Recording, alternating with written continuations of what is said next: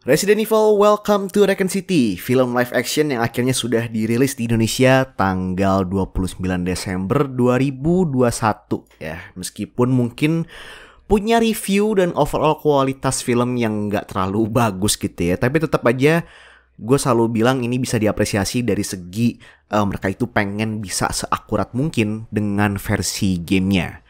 Nah juga film ini punya banyak banget yang namanya Easter egg yang merujuk atau punya referensi ke game Resident Evil 1, 2, 3. Tapi nggak cuma R1, 2, 3 aja ya, tapi ada beberapa referensi ke game-game Resident Evil lain yang bakal kita breakdown semuanya di sini. Nah jadi udah ada sekitar 20 lebih Easter eggs yang sudah berhasil gue temukan, tapi di sini gue punya batasan sedikit. Karena kan saking banyaknya Easter egg di film ini ya, jadi ada yang mungkin udah jelas banget kalau itu adalah sebuah Easter egg. Nah di sini jadi gue bakal masukin yang kira-kiranya nih kalian itu gak sadar kalau itu adalah sebuah Easter egg. Nah tapi kalau misalkan ada yang kelewat pun silahkan nanti bisa komentar di kolom komentar dan bakal kita diskusikan bareng-bareng. Nah jadi gak usah lama-lama lagi, ini adalah semua Easter eggs yang ada di film Resident Evil Welcome to Raccoon City.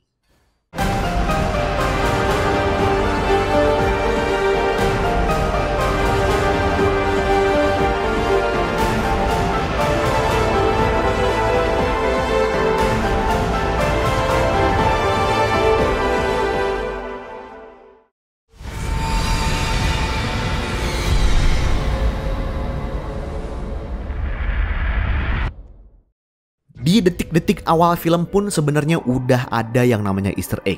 Nah yang pertama sebenarnya yang gue perhatikan pertama kali itu bukan first aid spray, tapi green herb atau tanaman, atau mungkin cuma sekedar potnya aja ya. Jadi ketika ada adegan di mana susternya lagi nonton film, di situ ada pot tanaman yang memang tanamannya nggak jelas ya, itu tanaman green, red atau mungkin blue atau mungkin yellow kalau misalkan memang ada di universe ini gitu ya. Tapi ini gue rasa aman untuk diasumsikan kalau ini sebuah Easter egg untuk pot dari tanaman yang berwarna ini, yang memang secara lore-nya pun itu hanya tumbuh di wilayah Raccoon City sampai akhirnya tanaman ini dikultivasi oleh Umbrella Corporation hingga akhirnya bisa tumbuh di berbagai belahan dunia yang lain, di mana tempat-tempat Umbrella Corporation itu melakukan eksperimen juga. Lokasi Easter egg yang kedua nggak jauh dari yang pertama, ini adalah sebuah poster untuk first aid spray, dimana melalui film ini diceritakan kalau ini adalah salah satu produk utama buatannya Umbrella Corporation. Sebenarnya nggak terlalu beda jauh dengan versi gamenya, at least dari ketiga game pertama, karena di ketiga game pertama pun diceritakan bahwa semprotan ini juga adalah salah satu produk unggulannya Umbrella Corporation untuk pengobatan hampir dari segala macam luka. Easter egg yang ketiga adalah lagu dari Go Tell and Rhodey dari Resident Evil 7.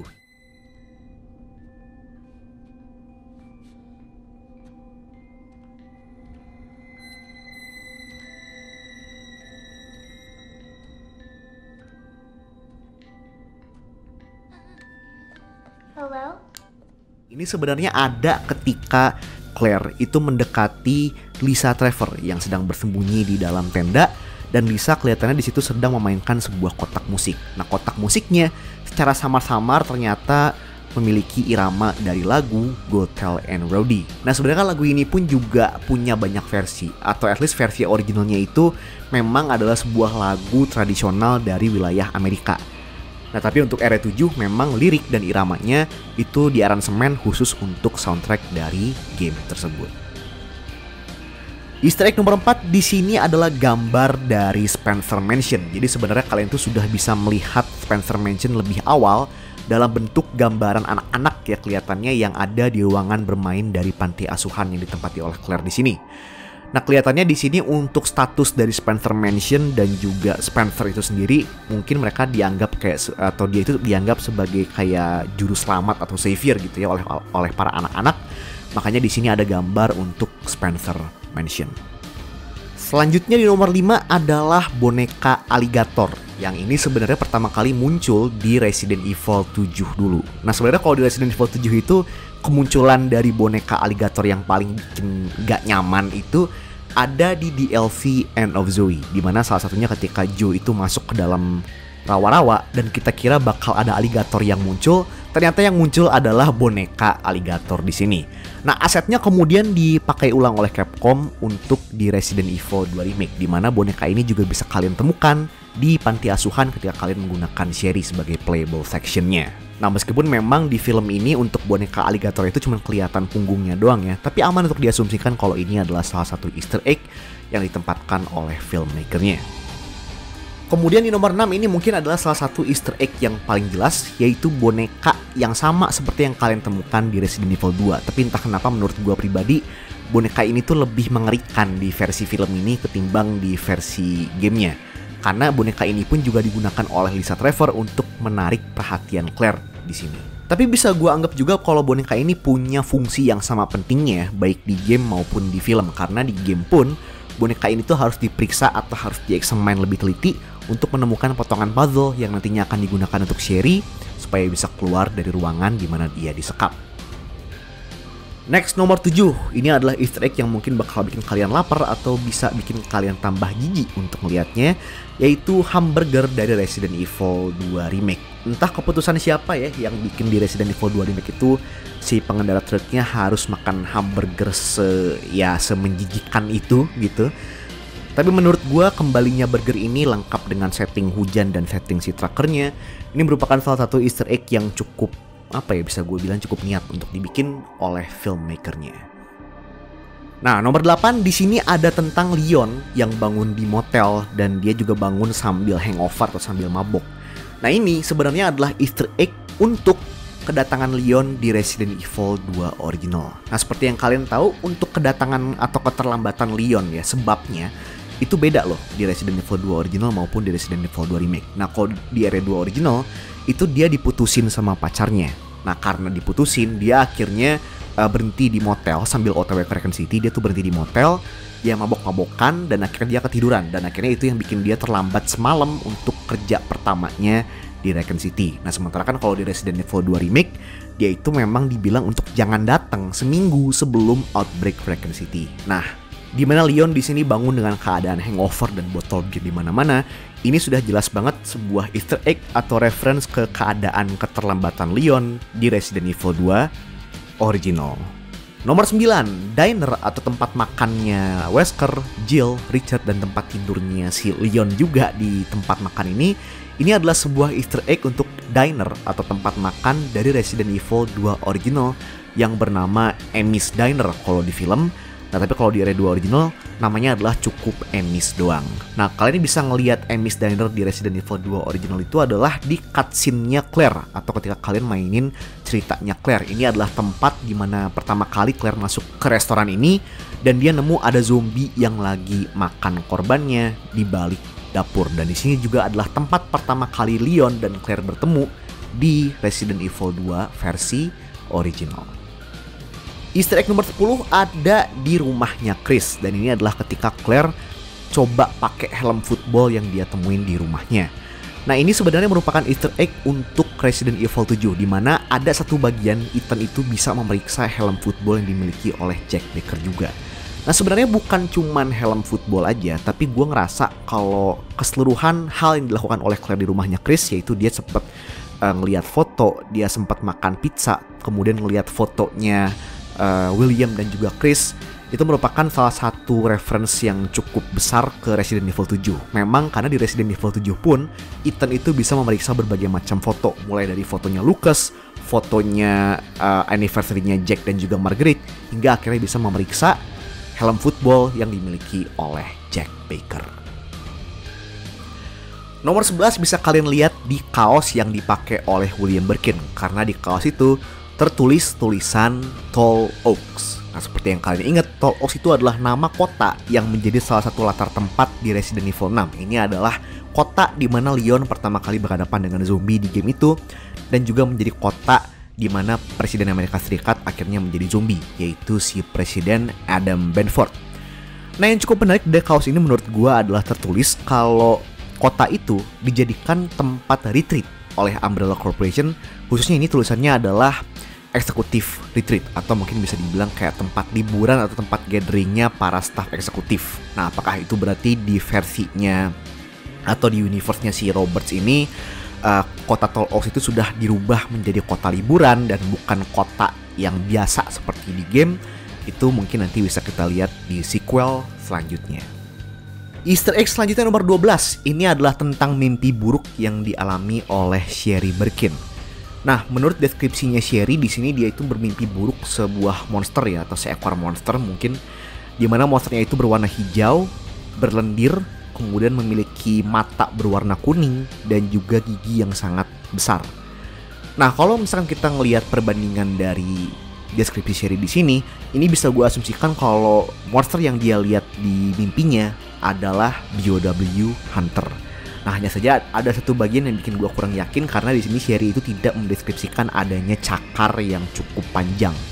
Mungkin di sini dia mendeskripsikan Hunter Alpha mungkin ya dari Resident Evil 1 yang memang cakarnya itu mungkin gak sepanjang kayak Hunter Beta atau variasi Hunter yang kita lihat di beberapa Resident Evil selanjutnya setelah Resident Evil 1.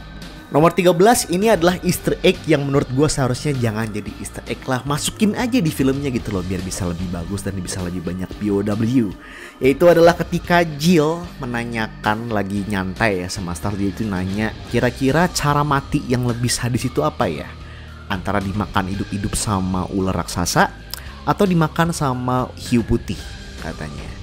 Nah, ini udah jelas banget sebuah referensi atau sebuah Easter eggs untuk Yawn dari Resident Evil 1 dan juga untuk Neptune dari Resident Evil 1 juga, dimana kedua BOW ini berasal dari ular dan juga ikan hiu. Nah, sekali lagi ini merupakan Easter egg yang ngapain dibikin Easter egg sih, udah masukin aja ke filmnya gitu loh daripada cuman jadi bahan omongan yang jujurnya menurut gue juga kurang jelas gitu ya untuk imajinasi Jill di sini. Nomor 14 nggak jauh dari lokasinya di nomor 13 juga, yaitu adalah tanda untuk Welcome Leon. Ini adalah tanda yang dibawa langsung dari Resident Evil 2 Remake maupun Resident Evil 2 Original, di mana di sebuah kantor polisinya di tempat Leon nanti kerja itu ada tulisan Welcome Leon sebagai penyambutan dari rookie atau anggota baru dari Raccoon Police Department. Tapi kelihatannya kalau ngelihat beberapa di sini orang-orang pada ngebully si Leon, kayaknya di sini untuk tanda welcome-nya pun juga berupa ejekan buat dia yang baru datang ke kota di sini.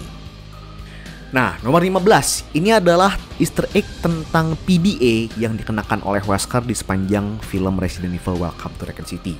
Nah, sebenarnya mungkin kalian bakal langsung berpikir kalau PDA dan peta yang ada di dalam PDA ini sebenarnya adalah referensi ke ya peta yang biasanya kita lihat di game Resident Evil ya. Mapnya kurang lebih punya layout yang sama. Sebenarnya ini nggak salah ya.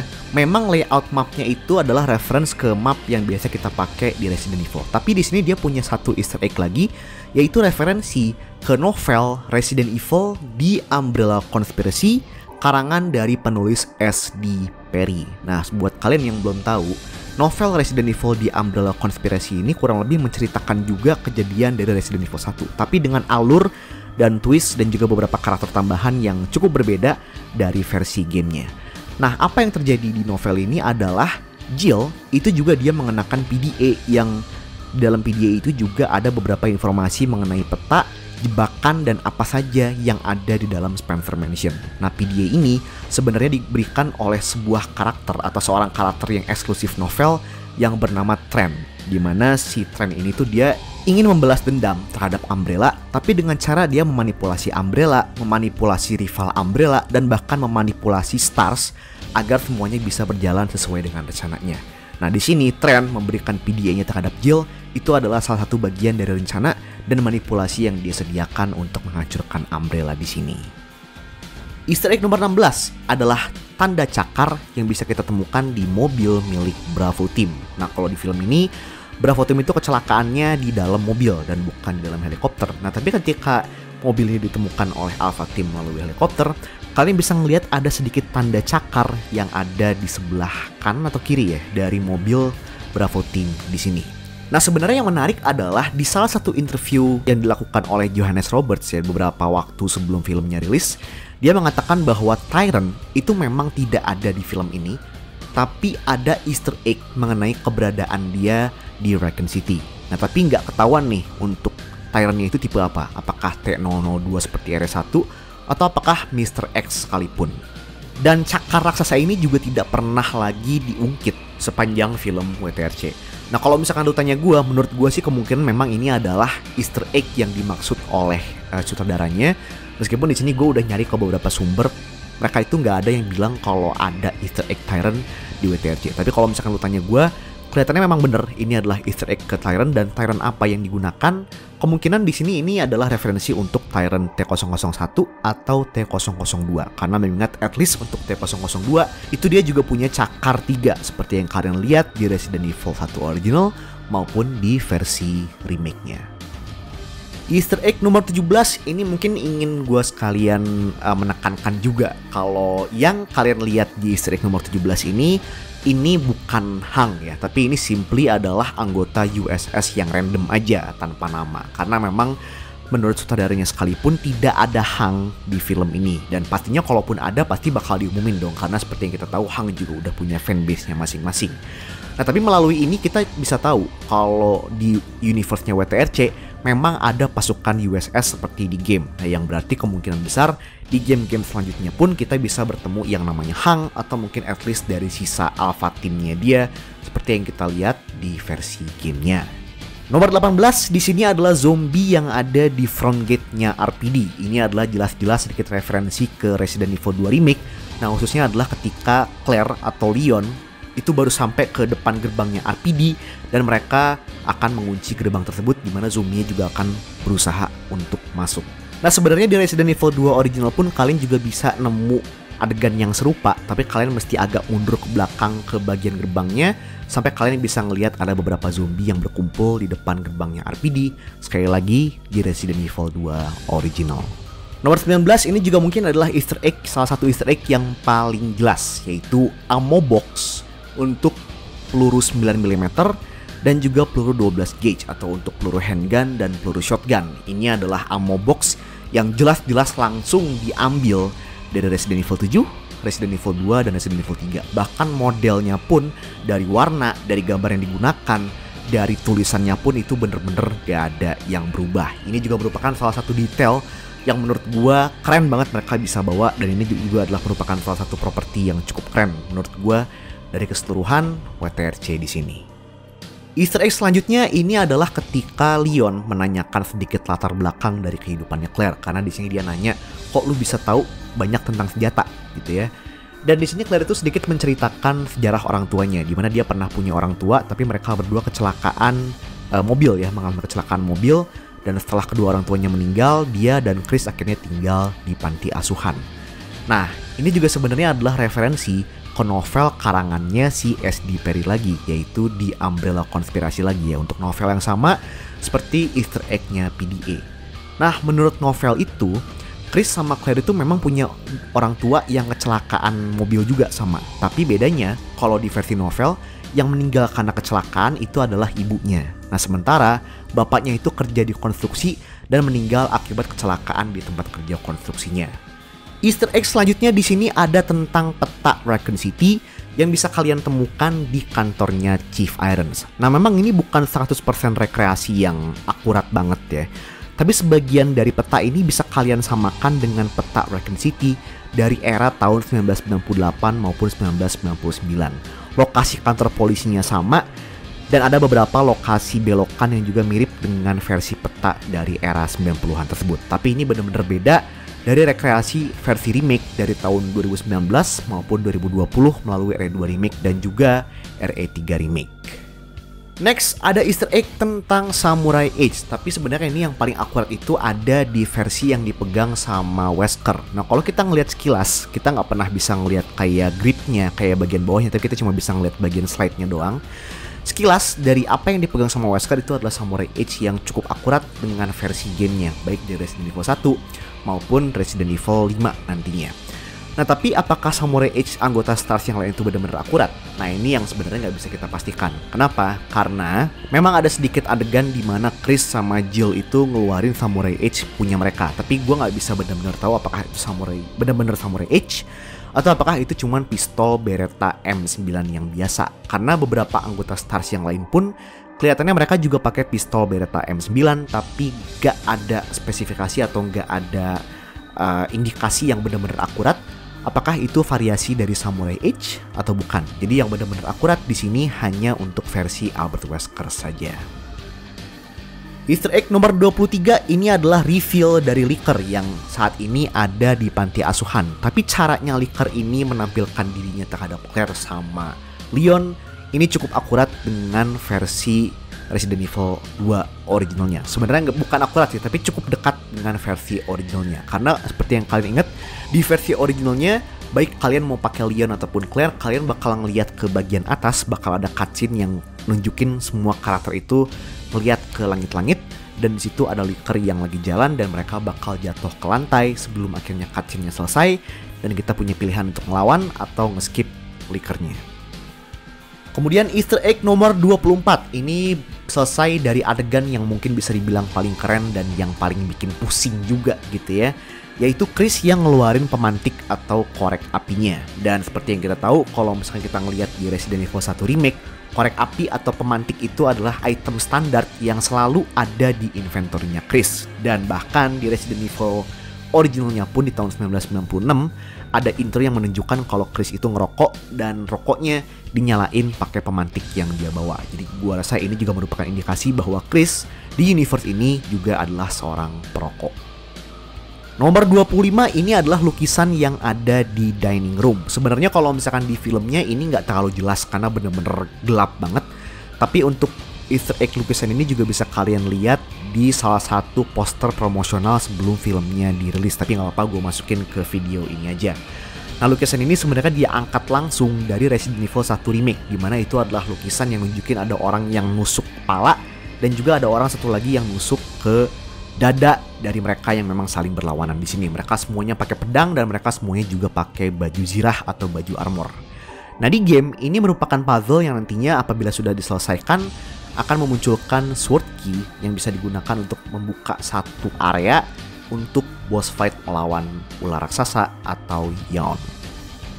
Nomor 26 ini mungkin juga Easter egg yang pernah kalian lihat di trailer dan pernah gue breakdown sebelumnya, tapi gue masukin ke sini karena ini sekali lagi adalah Easter egg yang benar-benar cukup menarik dan bisa gue bilang salah satu yang miss opportunity juga gak mereka tunjukin di film WTRC, yaitu tentang penciptaannya G-Virus, kemudian Lisa Trevor, dan juga adanya keberadaan dari parasit Nemesis Alpha. Nah, seperti yang kita tahu di game, G-Virus itu tercipta dari tubuhnya Lisa Trevor, tapi virus ini baru bisa diidentifikasi setelah Lisa Trevor itu disuntikkan oleh parasit yang bernama parasit Nemesis Alpha. Ini adalah parasit yang digunakan oleh Umbrella untuk menciptakan Nemesis, dan ini adalah sumber dari kekuatan dan juga kepintarannya dia di Resident Evil 3 Remake. Nah, setelah Lisa Trevor itu disuntikkan dengan parasit Nemesis Alpha, Lisa itu menolak injeksi dari parasit ini. Nah, sebabnya itu karena ada bentuk primitif dari G-Virus yang ada di dalam tubuhnya. Nah, bahkan di versi film pun diceritakan bahwa yang berhasil mengisolasi efek dari G-Virus ini adalah Dr. William Birkin sendiri, dan dia akhirnya bisa menciptakan versi G-Virus yang lebih sempurna melalui sampel yang dia sudah terima dari tubuh Lisa Trevor di sini. Nomor 27 di sini ada tentang Emma Kendo, ya anaknya si Kendo yang ada di Resident Evil 3 Remake dan bisa kalian lihat juga di Resident Evil 2 Remake. Itu sebenarnya ada di film WTRC. Nah, kalau kalian bingung yang mana, sama, gue juga awalnya bingung. Baru setelah gue nonton filmnya dan gue googling sedikit, barulah gue bisa tahu sebenarnya Emma Kendo itu yang mana. Nah, dia adalah perempuan yang ada di laboratoriumnya William Birkin, yang semua bagian atas dadanya itu dibuka semuanya dan bener-bener organnya itu kelihatan semua. Nah, itu adalah Emma Kendo. Memang cukup random sih ya, kenapa tiba-tiba dia ada di situ tanpa ada konteks yang lebih banyak atau konteks yang lebih jelas. Tapi ya itulah dia, Emma. Dan kalau nggak salah gue itu taunya dari aktrisnya juga. Jadi aktrisnya lah yang posting di Instagram dan dia ngaku kalau dia itu memerankan Emma Kendo di laboratoriumnya William Birkin. Ini gue juga taunya sebenarnya dari Instagram si aktrisnya ya. Tapi untuk postingannya sendiri pun sudah dihapus, entah kenapa alasannya. Yang ke-29 di sini ada poster Umbrella. Ini sebenarnya bisa kalian lihat tuh singkat banget sebelum semua karakternya naik ke kereta, sebelum mereka keluar dari nest di bawah Spencer Mansion. Nah, untuk poster yang dimaksud di sini kelihatannya ini diambil langsung dari referensi poster yang bisa kalian lihat juga di Resident Evil 2 Remake. Nah, khususnya Posternya bisa kalian temukan tepat di sebelah toko Kendo Gun Shop. Entah kalian pakai Claire, entah kalian pakai Leon. Tapi gue rasa kalian bakal bisa lebih enak ketika kalian pakai Leon. Karena kalau pakai Claire, di sini kalian itu bakal dikejar sama Mr. X, jadi nggak bisa nyantai untuk lihatnya. Nomor 29 adalah kereta yang digunakan oleh para karakter kita untuk melarikan diri. Nah, di sini adalah referensi langsung untuk kereta yang ada di Resident Evil 2 original maupun di Resident Evil 2 versi remake. Nah, bedanya kalau di game itu tulisannya adalah Galaxy 5000, Galaxy 5000. Nah, kalau di sini dia punya tulisannya adalah ALC 5000. Easter egg terakhir di nomor 30 ini adalah tentang bom yang menghancurkan kota Raccoon City dan juga yang bikin si sapinya terbang-terbang gak jelas ya di ending filmnya. Nah, gua rasa ini mereka itu ngambil referensi ke naskah yang dibuat oleh George A. Romero dulunya. Kalau kalian ingat, gue pernah bikin pembahasan tentang naskahnya Romero di sini. Tapi intinya di naskah itu untuk bom yang menghancurkan kota Raccoon City itu sebenarnya berasal dari satu bom yang ada di bawah tanah kota. Jadi bukan diluncurkan oleh misil, bukan juga diluncurkan oleh pemerintah, tapi di sini adalah bom yang sanggup untuk menghancurkan laboratorium Spencer Mansion dan juga seluruh kota Raccoon City. Nah, jadi itu adalah ke-30 Easter egg yang bisa kalian temukan di film Resident Evil Welcome to Raccoon City. Nah, sekali lagi, jadi sebenarnya masih banyak banget sih yang bisa dibahas kalau misalnya kita udah ngomongin Easter egg. Tapi karena saking banyaknya film ini Easter egg-nya, makanya gue pilih yang mungkin saja kalian tidak tahu gitu ya. Dan seperti yang kalian lihat juga sebenarnya cukup unik dari sisi effortnya ya. Karena mereka bukan cuma ngambil dari RE123 doang yang jelas-jelas adalah sumber inspirasi, tapi dari RE7 pun mereka bisa ambil, bahkan dari novel yang non-canon pun mereka ambil, bahkan dari filmnya si George A. Romero pun yang gagal dibuat, mereka juga bisa ambil dari situ. Jadi sekali lagi untuk effortnya Easter egg itu bener-bener kerasa banget di film ini. Nah, jadi langsung aja kalian komentar di kolom komentar pendapat kalian tentang Easter egg sejauh ini, dan kalau misalkan ada yang gua ketinggalan, bisa langsung komen juga dan bisa kita diskusikan dan bisa kalian temukan bareng-bareng juga. Oke, jadi segini dulu untuk video kali ini. Gue Pak Kiltrik, signing off, dan thank you banget semuanya. Bye-bye.